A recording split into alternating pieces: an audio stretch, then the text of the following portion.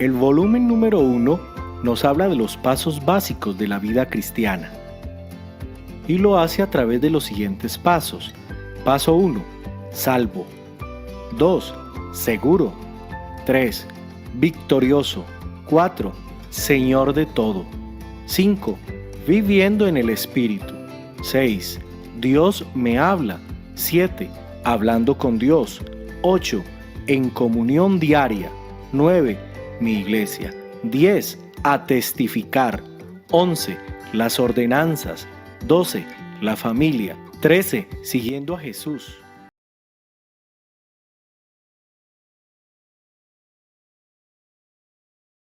Vamos a ver el capítulo 3. Capítulo 3 se llama Victorioso. Victorioso, ¿por qué? Victorioso porque en el camino del creyente no es así de sencillo, no es todo tan sencillo, sino que puede que la persona no crezca espiritualmente, puede que la persona viva de tropiezos en tropiezos, que no lleve una vida como debe llevar un cristiano y demás. Entonces, este capítulo victorioso significa cómo hace una persona para vivir en victoria, cómo hace un creyente para vivir en victoria. Y dividimos, el apunte divide este capítulo en 3 partes importantes. Uno, en que hay lucha, es decir, tenemos enemigos, tenemos lucha, ya lo vamos a ver. Después, ante esa lucha hay forma de salir victorioso, es decir, hay victoria. Y si hubiésemos caído en algún pecado, también la Biblia nos habla de que hay perdón. ¿Está bien? Eso es lo que nos dice la palabra de Dios. Así que ahora vamos a comenzar a partir de que hay lucha. Vamos a buscar en la Biblia, en Santiago 1:13.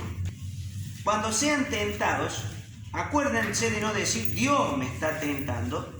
Dios nunca es tentado a hacer el mal y jamás tienta a nadie. Es decir, cuando alguien es tentado, dice la Biblia, que no tenemos que pensar que somos tentados de parte de Dios, ¿no? Dios puede probar nuestro corazón, pero nunca una tentación, ¿cierto? De Él no viene la tentación. ¿Está bien?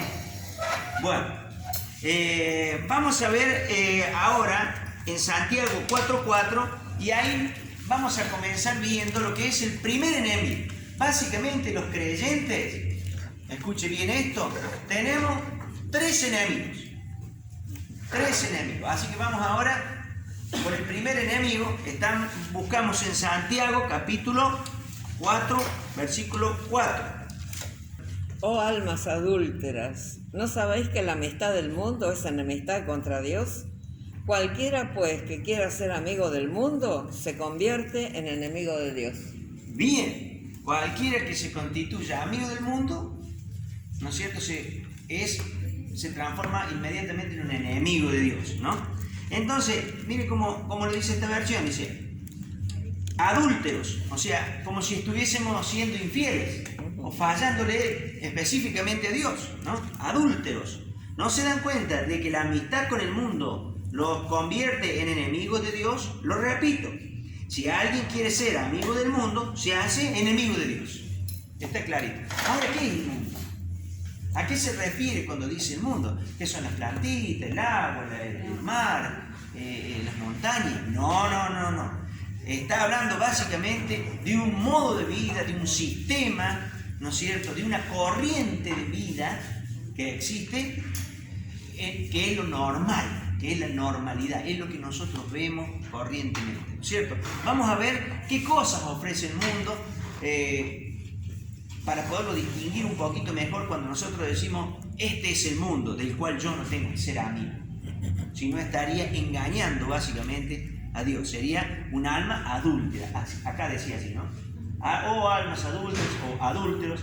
Dice, si ustedes se hacen amigos del mundo, se constituyen en enemigos de Dios. ¿Está bien? Vamos a leer Santiago, ahí mismo, 1:27. Agregue ese versículo porque no está en el apuntecito, puede ponerlo en algún lado, en el puntito 1, ¿no?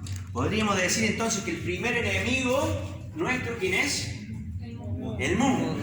Pero vamos a desarrollar un poquito más el tema ese. Santiago 1:27, ¿lo pueden leer? La religión pura y sin mácula delante de Dios el Padre es esta: visitar a los huérfanos y a las viudas en sus tribulaciones y guardarse sin mancha del mundo. Y guardarse sin mancha del mundo, sin contagiarse con el mundo, ¿cierto? Es como si ustedes estuvieran vestidos de blanco y el mundo estuviese lleno de aceite, por así decirlo. Entonces, guarda con acercarse, guarda con acariciar el mundo, porque terminan manchándose. ¿Se entiende el concepto? Vamos a Primera de Juan, ahora, capítulo 2, versículos 15 y 16. También agréguelo en ese punto. No amen a este mundo, ni las cosas que les ofrecen, porque cuando aman al mundo, no tienen el amor del Padre en ustedes. Pues el mundo solo ofrece, y escuche bien, estas son las cosas que ofrece el mundo. Este es el resultado que arroja que muchas veces la gente se acerque al mundo y se termine manchando con el mundo, porque ofrece estas cosas. Estas son las cosas que ofrece. Un intenso deseo por el placer físico. Intenso deseo por el placer físico. O sea, el poder disfrutar físicamente de algo, eso es algo que ofrece el mundo. Seguimos. Un deseo insaciable por todo lo que vemos. O sea, querer tener todo aquello que vemos. Y el orgullo de nuestros logros y posesiones. O sea, el orgullo de los logros y posesiones. El orgullo de lo que la persona es, en definitiva, ¿no? El ser alguien. El ser respetado en la sociedad. El ser alguien importante para la sociedad. Esas cosas son las que ofrece el mundo. ¿Está bien? Vuelvo a leer. Entonces, dice: un intenso deseo por el placer físico, un deseo insaciable por todo lo que vemos, y el orgullo de nuestros logros y posesiones. ¿Está bien? Tres cosas. Nos vamos dando cuenta lo que es el mundo, ¿no? Es un sistema de cosas que maneja básicamente nuestro enemigo, el diablo, que ya lo vamos a ver después, ¿cierto? Entonces, esto es el mundo. Esto es lo que ofrece el mundo. Esto es lo que lleva muchas veces a que las personas puedan estar contaminadas, ¿cierto? Usted tiene entonces el puntito 1 del apunte y pregunta ahí cuál es el enemigo, quién es ese enemigo, ¿no? ¿Quiénes son nuestros enemigos? En el punto 1 usted puso el mundo, ¿no es cierto? Bien, ese punto 1, únalo con el número 4 ahora. Únalo con el número 4. El punto 1, únalo con el número 4. El número 4 es la solución a todo esto. Es decir, ahí está el mundo tentándome con sus cosas. Con el que yo voy a ser alguien importante en la sociedad, querer tener todo lo que veo, ¿no es cierto? Y un intenso deseo por el placer físico. Eso me ofrece el mundo, ¿no es cierto? Ahí está. ¿Cuál es la solución a esto? Vamos entonces ahora a Romanos, capítulo 12, versículo 2. ¿Puede leerlo? Sí. No os conforméis a este siglo, sino transformaos por medio de la renovación de vuestro entendimiento, para que comprobéis cuál sea la buena voluntad de Dios, agradable y perfecta. Perfecto, muy bien. Dice, no, ¿cuál es la orden? No os conforméis. No os no se adapten, no les gusta. Claro. Esta otra versión aclara un poquito más. No conformarse o no amoldarse. ¿Vio? Cuando uno hace una torta y la torta está batiendo la torta, la tira en un molde, ¿no es cierto? Entonces la masa esa se amolda, se acomoda al mundo, se acomoda al molde. Ese es el sentido que quiere introducir acá el versículo este. Ustedes no se amolden al mundo, no se hagan igual que ellos, no imiten sus costumbres, no vivan igual, no copien, no tengan como cosas importantes esas cosas, porque eso es enemistad con Dios. Es amistad con el mundo y es enemistad con Dios. Nada tiene que ver con que yo pueda tener contacto con una persona o con otra persona. Nosotros, de hecho, estamos en este mundo y estamos en contacto con un montón de personas que quizás no profesen la fe, ¿no es cierto? No sean personas de fe. Justamente nosotros estamos en este medio, para predicar de la palabra. Así nos ha puesto Dios, para que nosotros prediquemos la palabra. Ahora, yo no puedo hacer causa común con ellos. ¿Está bien? Yo no puedo amoldarme a ellos. No puedo amoldarme al mundo. Dice esta versión: no imiten las costumbres de este mundo. Más bien, fíjese que dice que hay que hacer. O sea, no se conformen, no imiten, no hagan como hacen los otros. ¿No es cierto? No hagan como hacen los otros. Por ejemplo, una costumbre que hay ahora. Los matrimonios, que tienen los matrimonios nuevos. Las damas salen solas y se van a los boliches a bailar. Y los hombres, por su lado, salen con sus amigos también y van a boliches y demás lugares. ¿Cómo creen que puede durar el matrimonio? ¿Qué creen cuál es la conversación que puede haber al otro día entre ese matrimonio? Al desayuno, a la hora del desayuno.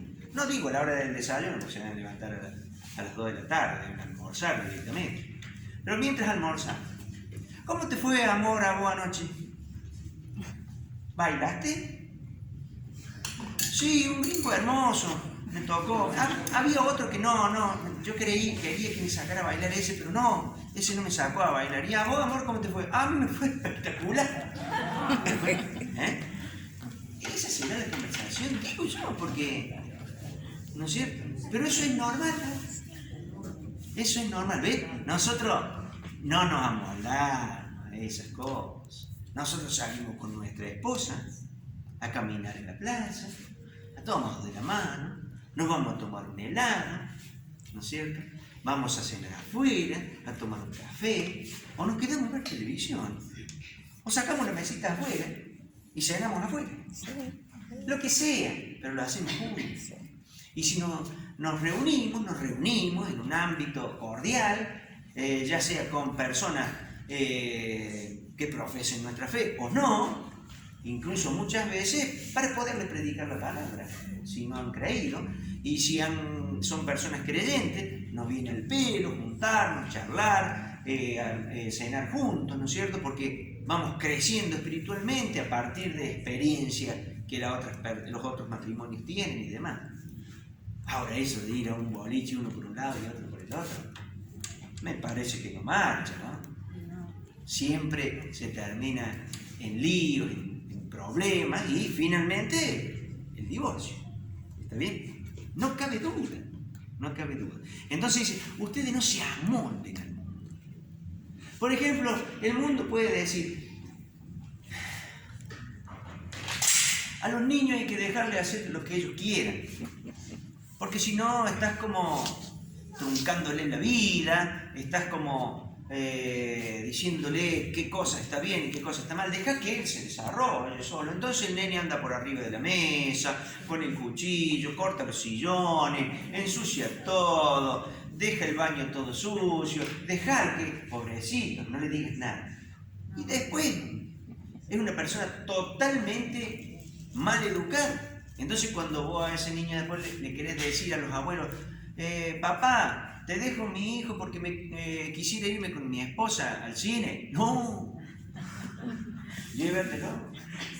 No, la última vez tuve que renovar la casa. Claro, ¿te das cuenta?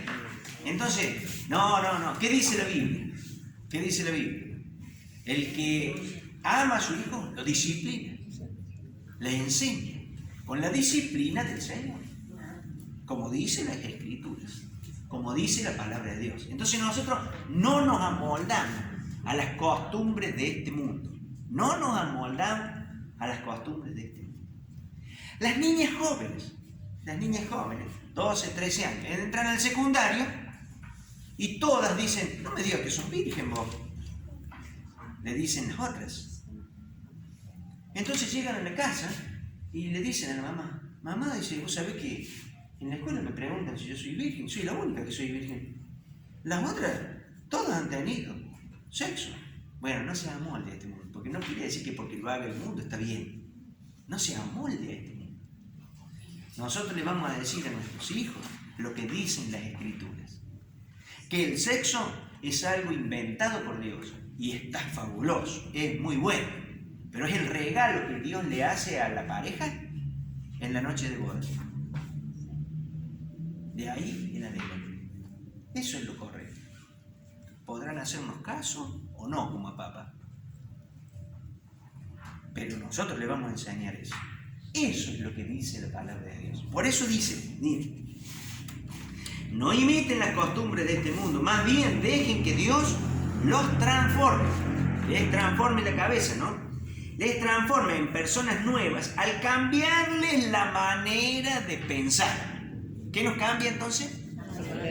La manera de pensar. Entonces aprenderán a conocer la voluntad de Dios para ustedes. O sea, la palabra de Dios es la que termina cambiando nuestra manera de pensar y nos dice lo que está bien y lo que está mal, ¿no es cierto? Esa voluntad de Dios dice que es para nosotros, es buena, fíjese, agradable y perfecta.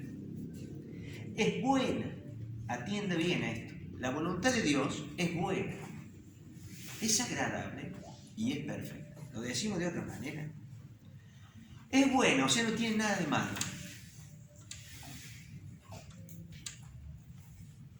No importa si va a contracorriente del mundo, no importa eso. Seguramente va a contracorriente del mundo. Pero es bueno, no es malo. Es agradable, no es desagradable. Y es perfecta, no tiene error. La voluntad de Dios. Cuando Dios dice, esposo, amen a sus esposas, eso es bueno, no es malo. Eso es agradable, no es desagradable. Eso es perfecto, no tiene ningún error. Esposos, amen a sus esposas, como Cristo amó a la iglesia. Amen a sus esposas, como aman a sus propios cuerpos, y lo peinan y lo arreglan y se fijan si tiene la manchita, y si pone la pomadita, la cremita, y si está un poquito gordo anda haciendo ejercicio para bajar el rollito. Entonces, todas esas cosas, ¿no es cierto?, que nosotros hacemos para nosotros, como nos amamos a nosotros mismos, y estamos fijando en el espejo y nos vemos, ay, qué bonito que soy, así mismo, como nos queremos a nosotros, amemos a nuestras esposas. Esposos, amen a sus esposas. Eso es bueno, agradable y perfecto. La Biblia dice, instruye al niño en su camino. Al niño, desde jovencito, instruirlo, educarlo, disciplinarlo. Cuando sea viejo no se apartará de él. Eso es bueno, no tiene nada de malo.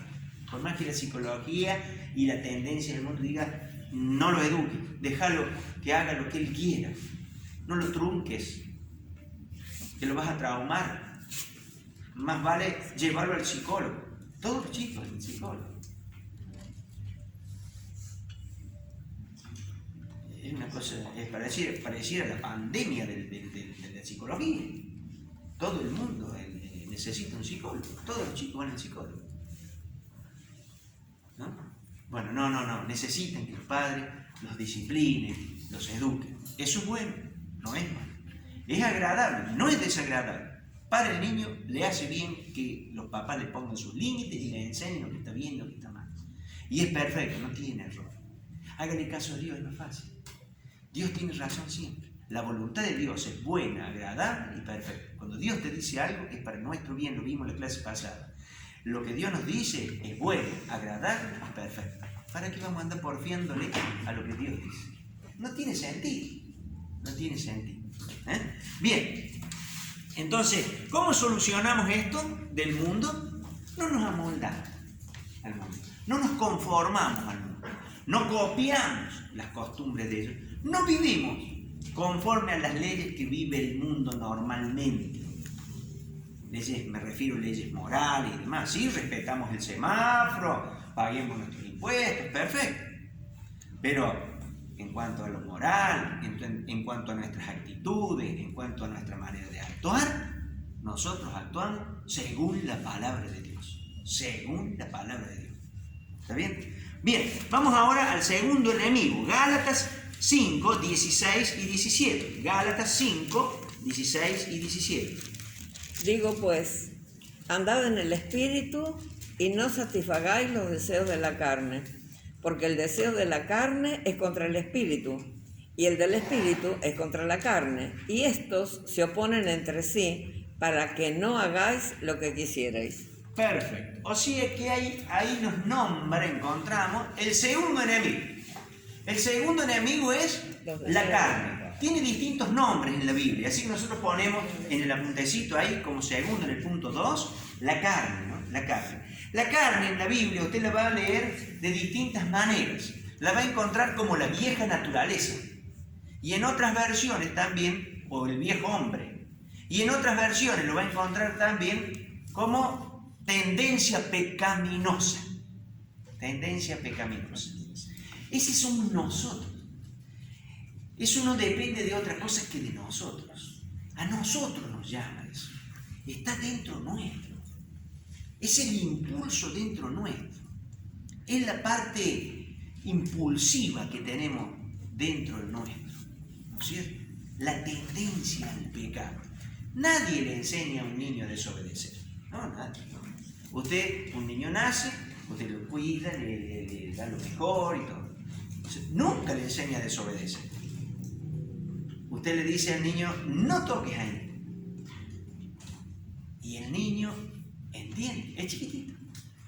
Entiende el no de quién chiquitito, chiquitito. Mire, ni camina todavía. Y ya entiende el no. Igual va a querer tocar. Esa es la tendencia pecaminosa. Ya nacemos con esa tendencia pecaminosa. Y uno le dice, no, al niño. Y el niño sabe que va a hacer algo mal, pero sin embargo estira la manita y quiere tocar. ¿No es cierto? Muchas veces le tenemos que hacer. Entonces ahí entiende bien. ¿No es cierto? Para que no meta la manito en el enchufe, para que no toque la estufa y se queme. Lo protegemos, ¿no es cierto? Bueno, Dios hace lo mismo con nosotros. Cuando nos manda a hacer algo, nos disciplina, nos corrige, nos enseña para que a nosotros no nos vaya mal. Del mismo modo nosotros hacemos eso con nuestros hijos. ¿Está bien? Bueno, entonces, ¿cómo se llama el segundo enemigo? ¿Qué otro nombre tiene? Naturaleza pecaminosa. Tendencia pecaminosa, viejo hombre o vieja naturaleza.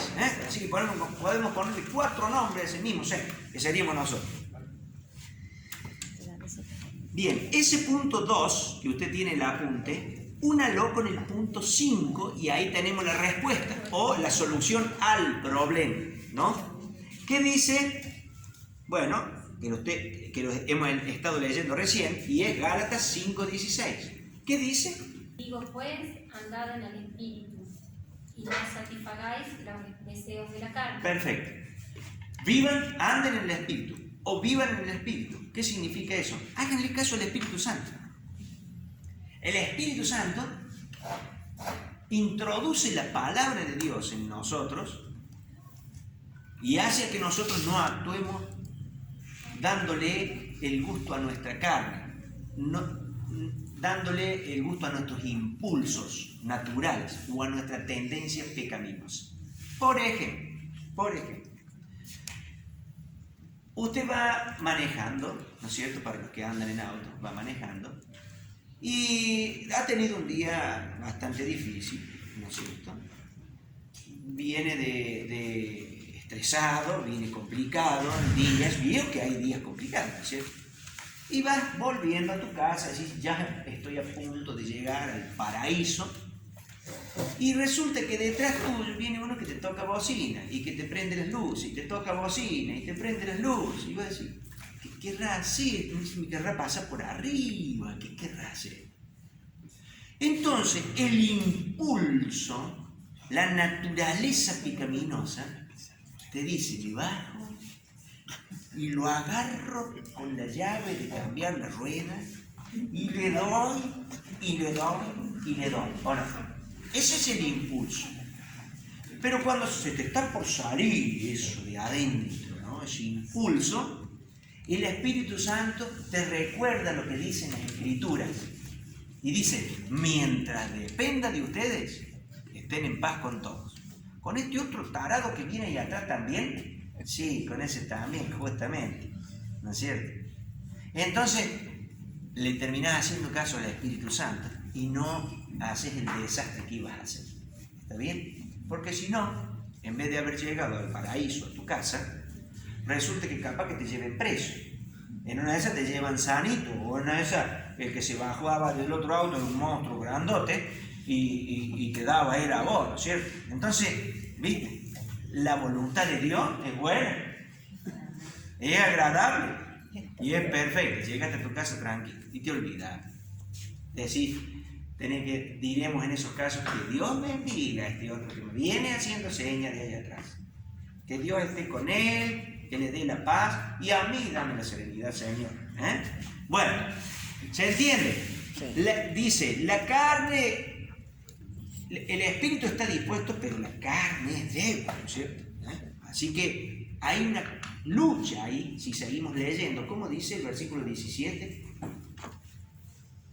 Porque el deseo de la carne es contra el espíritu, y el del espíritu es contra la carne, y estos se oponen entre sí para que no hagáis lo que quisierais. Claro, uno lo que quiere es hacer lo bueno, pero hay una lucha dentro nuestro permanente, permanente. Por eso dice, ustedes no le hagan caso a sus impulsos naturales, a su tendencia al pecado.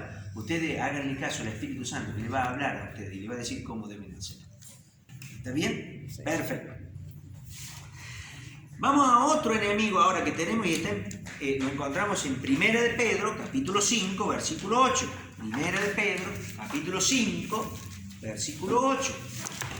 Sed sobrios y velad, porque vuestro adversario el diablo, como león rugiente, anda alrededor buscando a quien devorar. Perfecto. ¿Cuál es el otro enemigo? El diablo. Satanás, el diablo. Dice, el diablo anda como león rugiente, viendo a quién devorar, viendo a quién devorar.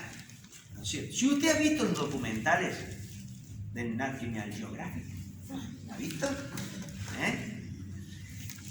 De animalitos y demás. ¿Vio que los leones cazan?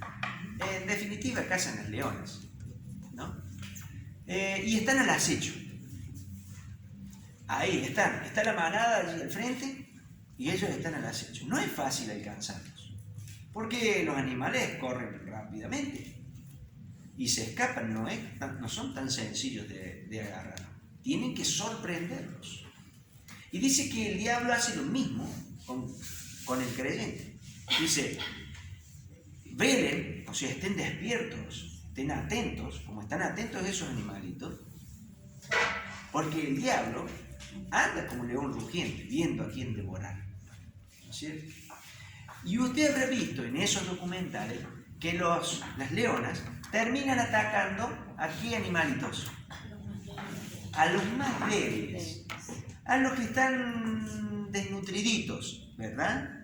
A aquellos que están apartaditos, no están con la manada, porque el que está con la manada, cuando siente que todos corren, o cuando ve o cuando escucha, él también sale, es un instinto, no sabe por qué, pero corre.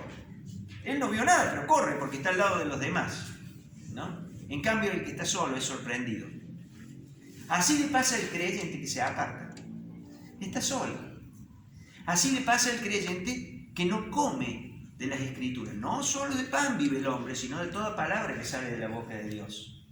Así le pasa al creyente que tiene una vida de venir una vez cada tanto y no estudia la palabra de Dios. Entonces no crece espiritualmente y ahí está raquítico solo.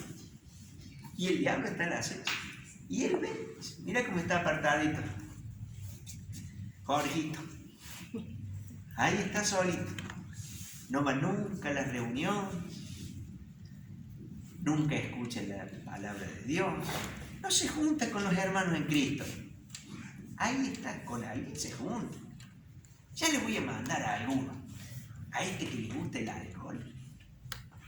Le voy a mandar a uno que también le gusta el alcohol. Es más, va a ir con una gana de tomar el que yo le voy a mandar. Y ahí viene la tentación, ¿no? y es difícil de soportar, ¿cierto? Entonces, estén atentos, estén alertas. Un cristiano debe estar atento, alerta, bien al lado de los hermanos, alimentándose de la palabra de Dios, en comunión con nosotros. Importantísimo para tener victoria. El diablo anda como león rugiente viendo a quién devorar. Hay un mal concepto que dice, a los que son obreros, ¿no es cierto? El diablo los quiere destruir y está siempre queriéndolos destruir. No. Al que está flaquito destruir. Al obrero que está firme en la palabra de Dios, no lo va a atacar. Lo podrá atacar, pero nunca lo va a vencer. ¿Está bien? Porque está atento. Cuando un cristiano se arrodilla, ¿qué va a hacer el diablo? Bien, entonces, 1 Pedro 5:8, ahí encontramos cuál era el enemigo, dijimos. El diablo. Ese puntito 3, únalo con el 6 y ahí tenemos la respuesta. Santiago 4:7. En Santiago 4:7 la Biblia dice: así que humíllense delante de Dios, resistan al diablo y él huirá de ustedes. Sométanse a Dios, básicamente es, háganle caso a Dios, póstrense delante de Dios, sujétense a lo que Él les dice, resisten al diablo cuando viene con su ataque y huirá de ustedes. Jesús rechazó, fue tentado y pudo resistir al diablo y lo hizo porque tenía conocimiento de las Escrituras y las conocía bien a las Escrituras. El diablo también las conoce, ¿eh? El diablo también las conoce. Cuando Jesús fue tentado, dice, fue después de un ayuno que había hecho Jesús, de 40 días, sin duda tenía hambre. Y el diablo se le presentó, dile a estas piedras que se conviertan en pan, para que pueda saciar y demás. Y Jesús le dijo, no solo de pan, escrito está, no solo de pan vive el hombre, sino de toda palabra que sale de la boca de Dios. Eso está escrito en Deuteronomio. Entonces dice que el diablo lo llevó a una parte alta del templo y dice, arrójate al vacío. Total, los ángeles te sostendrán. Eso está escrito, le dijo el diablo. Pero el Señor Jesús dice, pero escrito está también, no tentarás al Señor tu Dios. ¿Está bien? O sea que la Biblia hay que conocerla completa. Yo no puedo conocer una partecita y la otra no la conozco. Porque puede que me agarren un poco desarmado. Por eso es que hay que estudiar la Biblia. ¿No es cierto? Finalmente, el diablo le dice, te daré todo esto, esta gloria, todos estos reinos, para que los gobiernes, para que estén si postrados me adoran. Esa es la verdad que da risa, esa tentación. El diablo tentándolo al creador de todas las cosas. A ver si él hubiese querido tener lo que hubiera querido tener, no tenía más que tomar. ¿No es cierto? Pero le dice, escrito está nuevamente. Solamente al Señor tu Dios adorarás. ¿Está bien? Siempre lo resistió con la Escritura. Importante, entonces, para tener victoria, es conocer las Escrituras, conocer la Biblia. ¿Está bien? Ese da crecimiento al creyente. Eso le da conocimiento para enfrentar situaciones difíciles. Las Escrituras de Dios. Bien, entonces, listo, tenemos, dice el apunte, hay lucha, nuestros enemigos son el mundo, la carne y el diablo, y hemos visto la forma en que los podemos vencer.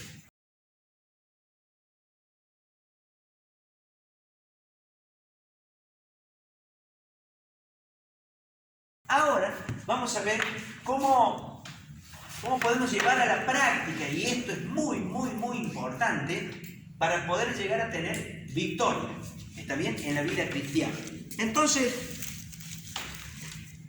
leemos ahí 1 de Juan, capítulo 4, versículo 4. 1 de Juan 4:4. Hijitos, vosotros sois de Dios, y lo habéis vencido, porque mayor es el que está en vosotros que el que está en el mundo. Bien, mayor es el que está en nosotros que el que está en el mundo. O sea, los enemigos están, pero mayor es el que está en nosotros que el que está en el mundo. ¿Quién será ese que está en nosotros? Vamos a ver 1 Corintios, agréguelo usted ahí, 1 Corintios 6:19.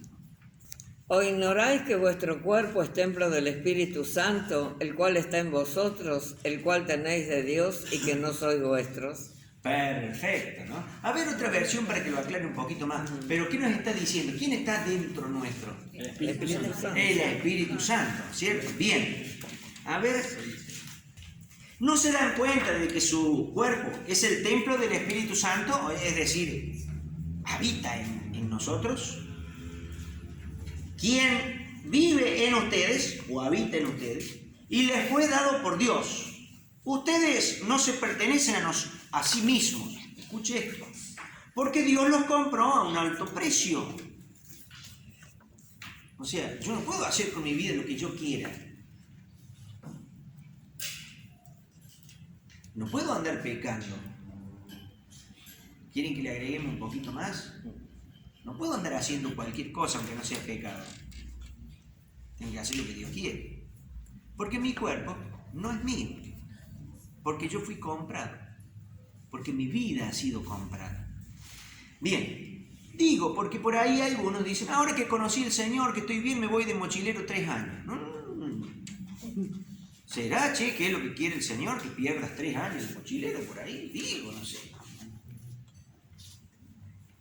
Chihuahua. Si el Señor te ha dicho que salgas de mochilero, bueno, perfecto. Pero creo que el Señor te dijo que predicar, me parece. Me parece que por ahí dice que nosotros tenemos que crecer espiritualmente, que nosotros tenemos que estudiar la palabra, que nosotros tenemos que llevarle el mensaje de salvación a otros. No andar 2 o 3 años por ahí de mochilero conociendo todas las montañas, todos los ríos, todos los árboles, todas las especies, todos los pajaritos que puede haber en el mundo. Digo, sí, me parece a mí, no somos dueños nosotros. Nuestra vida le pertenece a Él. Nuestros minutos le pertenecen a Él. Nuestras horas, nuestros meses, nuestros años. Esa es nuestra vida. Hay una canción que dice, es un honor morir por Él. Y yo le cambié la letra. Es un honor vivir para Él. Es un honor vivir para Él. Vivamos para Dios. A Él le debemos nuestra vida. No somos dueños de nosotros mismos. Lo dice acá en la Escritura. Bien, así que el que está en nosotros es mayor. Vamos ahora a leer. Dice, Dios está en el creyente, dice el apunte. Nos da los recursos para vencer en esta lucha. Entonces, para evitar caer en tentación, ¿qué debo hacer? Y esto es muy, muy, muy importante. Ahora vamos a ver qué cosas debo hacer para no caer en pecado. ¿Está bien? Mire qué sencillo. Vemos esto y entonces vamos a aprender cómo hacer para no caer en pecado, para vivir en victoria. Salmo 119, 11. Salmo 119, 11. Me gusta como lo dice Reina Valera, así que lo vamos a escuchar de Reina Valera. Salmo 119, 11. ¿Saben de lo que habla el Salmo 119? Habla justamente de la Biblia. Es el capítulo más largo de la Biblia y habla de la Biblia.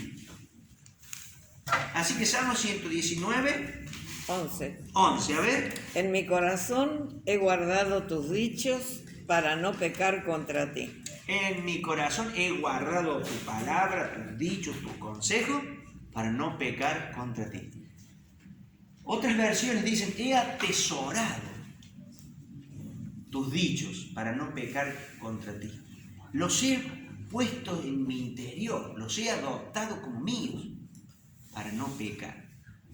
Por ejemplo, uno que nombramos recién, mientras de vos dependa, debes estar en paz con Dios.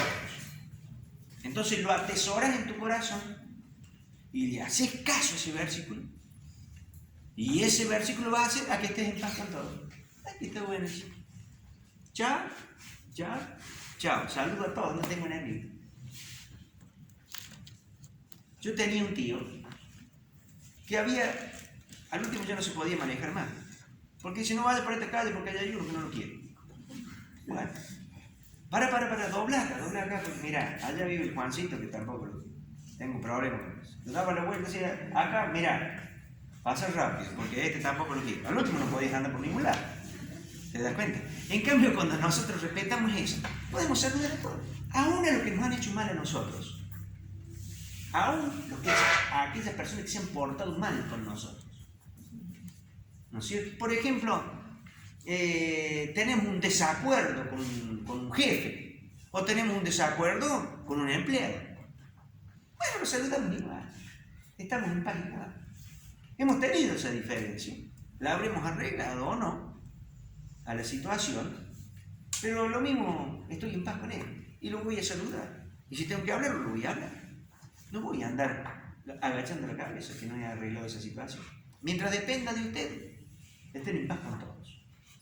Entonces, ahí vemos que hemos atesorado, por ejemplo, ese versículo. Entonces, eso hace que nosotros no pequemos, ¿no? He atesorado tu palabra. Entonces, básicamente, ¿cómo hago yo para atesorar la palabra de Dios? Estudiando. Bien, ponemos acá estudiando. Si quiero tener victoria, voy a estudiar la Biblia.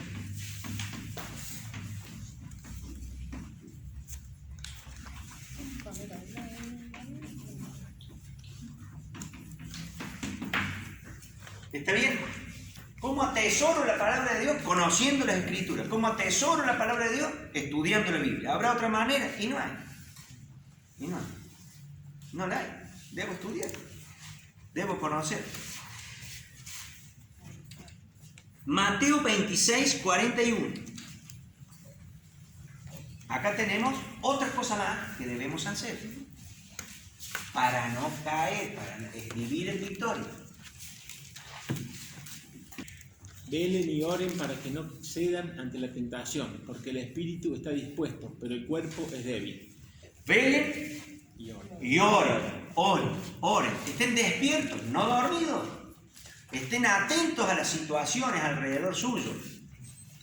Y oren para que no caigan en la tentación. Porque el espíritu está dispuesto, pero la carne es débil. Este es débil. El espíritu está dispuesto a hacer lo bueno, pero la carne es débil. ¿Cómo salimos adelante en esa situación? Estando atentos a la situación y manteniendo una vida de oración. Entonces acá nosotros podríamos poner oración. Es decir, necesitamos, para tener victoria, estudiar la palabra de Dios y tener oración.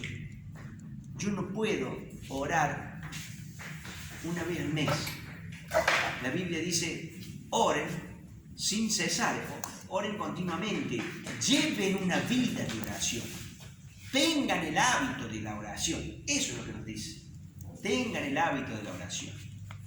Jesús se levantaba muy de madrugada para ir al monte a orar. Iba a un lugar solitario y ahí se ponían a orar. ¿Cierto? Y así nos enseñan las Escrituras que lo tenemos que hacer. Nosotros en nuestra vida, todos los días tenemos que tener un momento de oración.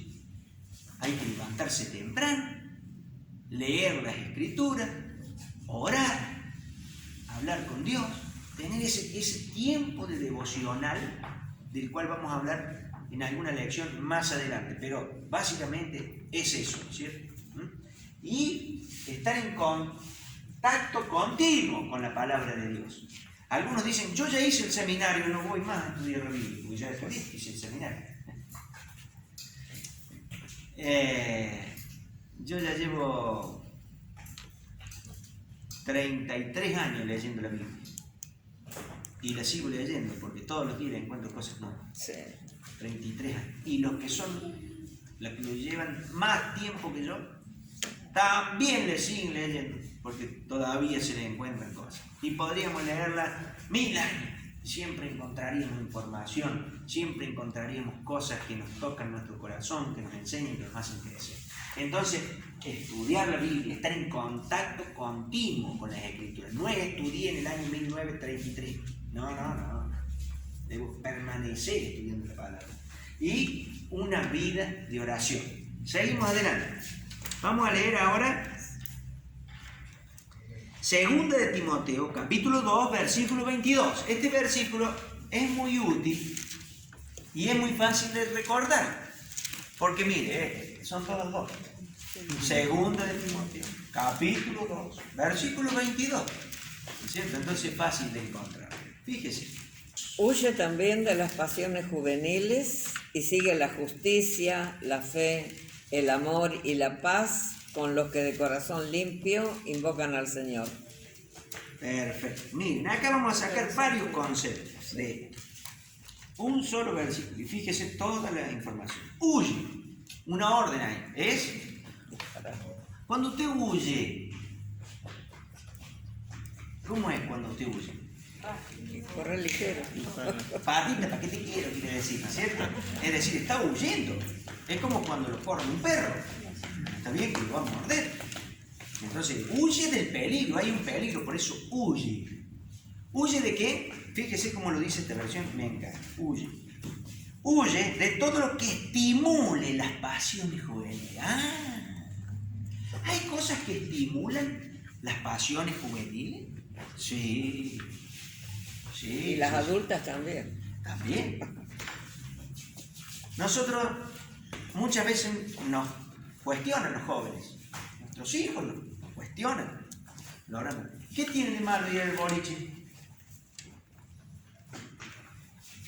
¿Dónde dice la Biblia que no hay que ir al boliche? Si no dice boliche.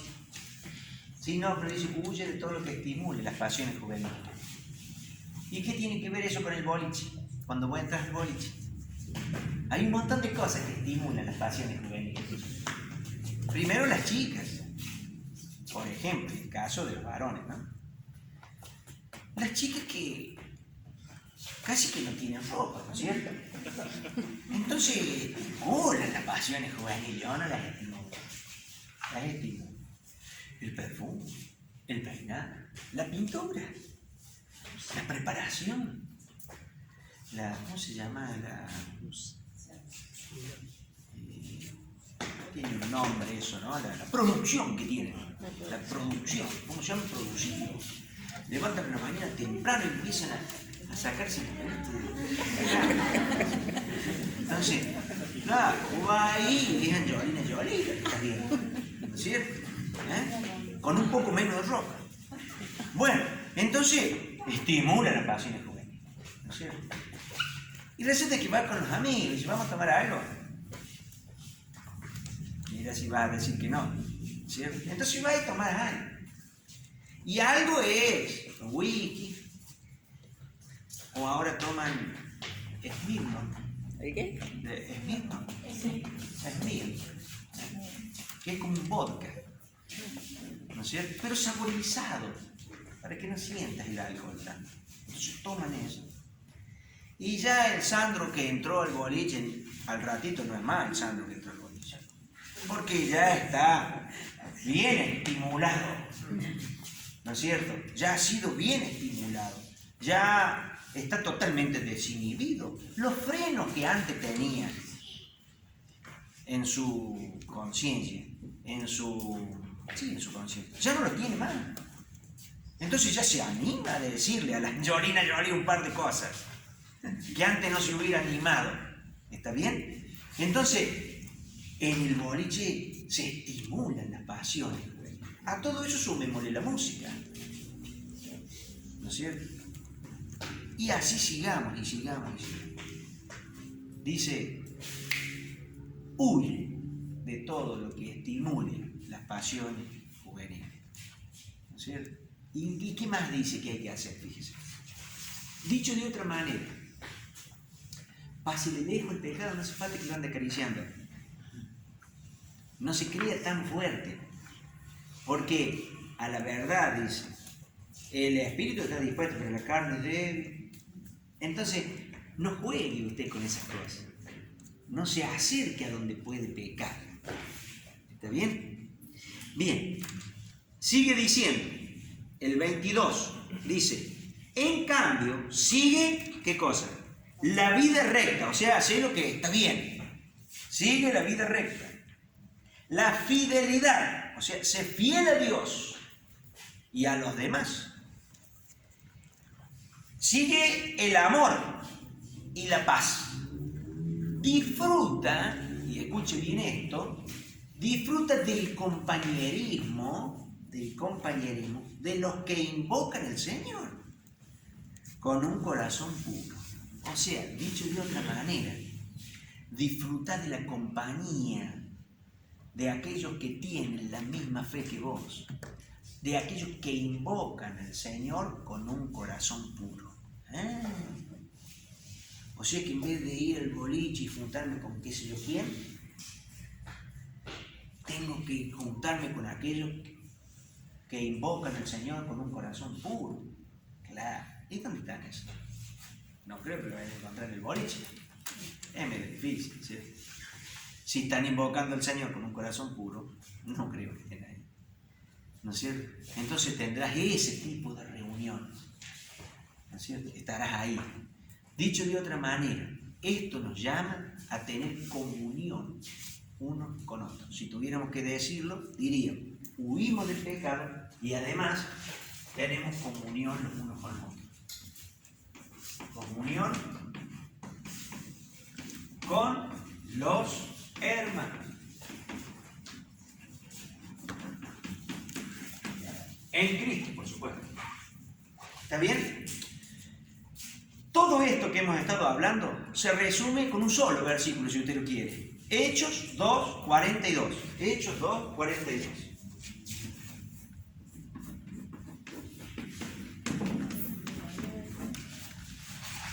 Hechos 2:42.